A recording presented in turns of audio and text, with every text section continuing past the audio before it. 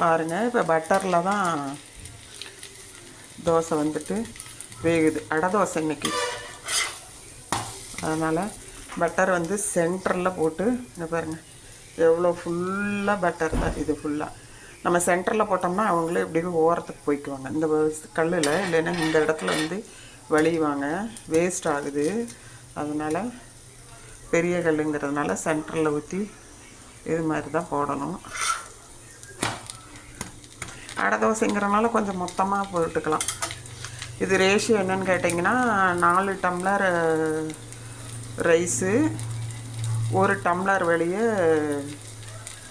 கடலைப்பருப்பு, துவரம்பருப்பு 2 மட்டும் கலந்து ஊற வச்சுருக்கேன். அரை டம்ளரு.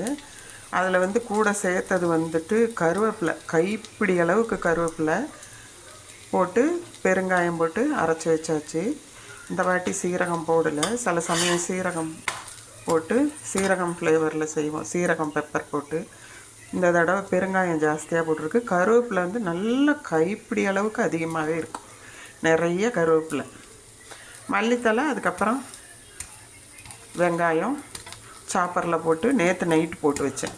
அப்பப்போ அடமாவுக்குள்ளார ஒரே டைம் போட்டு வைக்க மாட்டேன். அரைச்ச மாவை அப்படியே வச்சுட்டு எப்பப்போ எடுக்கிறோமோ 4 கரண்டி வேணும்னா 4 கரண்டி. இங்கே பாருங்கள் 4 கரண்டி, 4 தோசை ஆகிற மாதிரி எடுக்கிறோன்னா பெரிய கரண்டியில் 1 கரண்டி மாவு, 1.25 கரண்டி மாவு, 1 தோசை சாப்பிட்டாலே போதும். அப்புறம் இறக்கும் போதும் பட்டர் இப்படி வச்சு 1 தோசை சாப்பிட்டாலுமே போதும். அந்த அளவுக்கு அதில் பட்டர் இருக்கும். இங்கே குளிர்க்க அதிகமாக இருக்குது.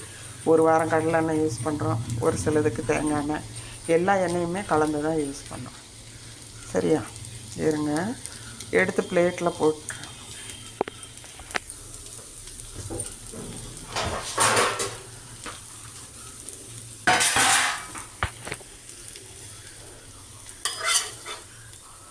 இப்போ அவங்களே அந்த சூட்லேயே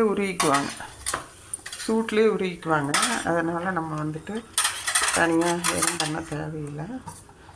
வந்துட்டு பாருங்கள், கூட்டு வாழைத்தண்டு பாசிப்பருப்பு கூட்டு, கருஞ்சீரகம் சீரகம் போட்டு தாளிச்சு.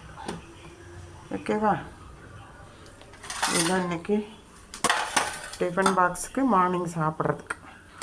1 தோசை சாப்பிட்டாலும் ஃபில்லிங்காக இருக்கும், ஏன்னா இதில் கூட்டு நிறைய இருக்குல்ல. ஓகே, சப்ஸ்கிரைப் பண்ணுங்கள் என்னோடய சேனலை.